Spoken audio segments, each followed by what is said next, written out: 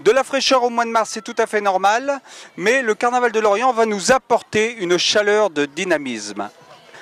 Le Carnaval de Lorient 2010, 15e édition, est sous le thème du voyage dans le temps. Donc il me paraît tout à fait logique de vous souhaiter un très bon voyage.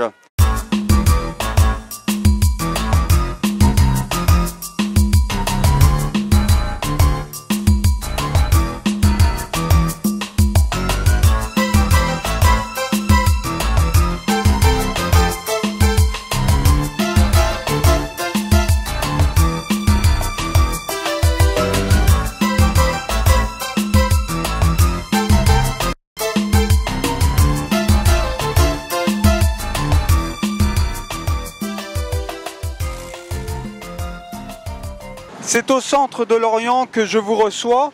Actuellement se prépare l'arrivée du Carnaval de Lorient 2010 qui est sous le thème du voyage dans le temps.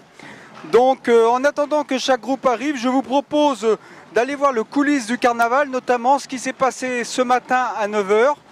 Le bonhomme du Carnaval que vous avez pu remarquer fait une hauteur de plus de 5 mètres. Il a fallu le sortir de l'atelier et l'envoyer jusqu'à cette place qui se trouve derrière le palais de congrès.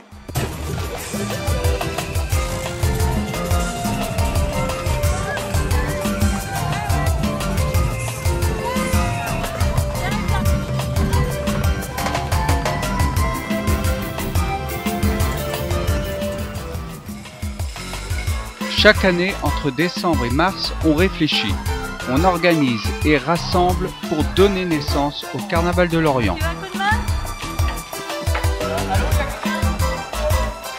C'est décollé. Et comme vous pouvez le constater, c'est des CD de récupération. On a mis du papier couleur dessus.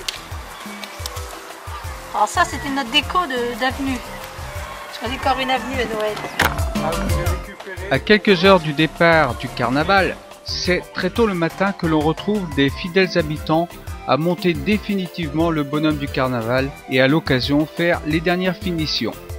Un bonhomme du Carnaval proche des 5 mètres de haut et de plus en plus élaboré. Des chars plus de 3 mètres de long, le Carnaval de Lorient évolue tous les ans avec une dynamique de plus en plus forte.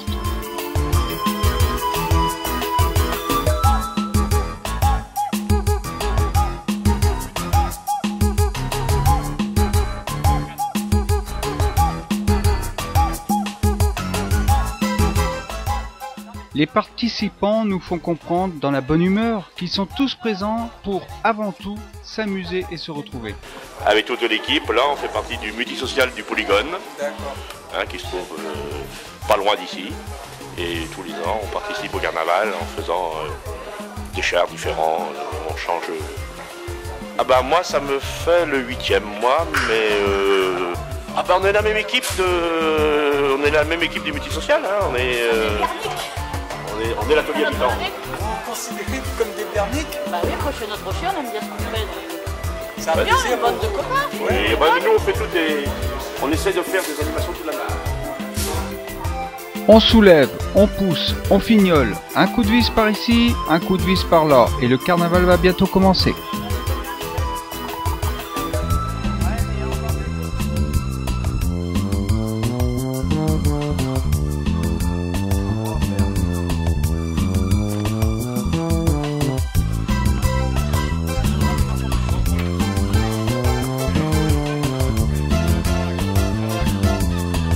Et puis n'oublions pas que ces chars, faut les tracter. Donc une petite beauté reste à faire, ce que n'oublie pas Charles l'animateur en pleine action. L'année dernière, tout salopé. Tout ça c'est les véhicules de la mairie ou c'est des artisans qui viennent? Non, c'est les tracteurs de la mairie. Service des espaces verts. Ah oui, d'accord. Là, nous, c'est l'équipe technique pour les sorties des chars et les transports là-bas. Puis après, là-bas, il y aura du monde. D'accord, ok. À partir de 2 heures.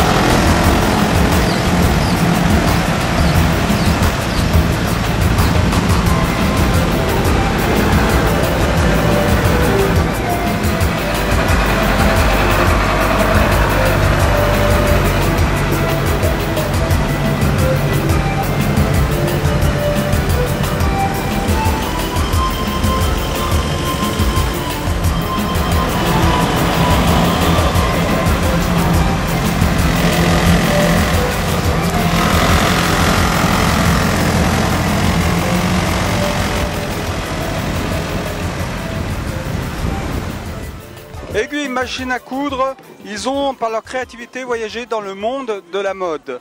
Donc du Moyen-Âge en passant par les années 20, en se terminant par les années hippies, d'un bout de chiffon et de quelques couleurs, ils vous transforment complètement une personne. Alors je suis aux côtés du directeur de la Maison pour tous du Bois du Château. Alors comment on se sent là à quelques minutes du départ du carnaval? Très, très pressé de partir et donc découdre avec les autres groupes là. Ouais. Alors je vois qu'on vous a bien gâté là au niveau de la tenue. On se sent bien. Est-ce que c'est la tenue officielle des directeurs de Maison pour tous tout le long de l'année ou c'est juste pour aujourd'hui? Non, c'est exceptionnel aujourd'hui, mais c'est grâce aussi à un travail avec un styliste qui nous a aidé à préparer nos costumes pendant plusieurs semaines là, pour préparer les costumes pour le carnaval du Bois du Château et celui de Lorient après. Ouais. Le fameux styliste justement qu'on a rencontré et que vous allez pouvoir remarquer dans ce reportage qui a été réalisé donc par RTVO Productions pour Téléclub.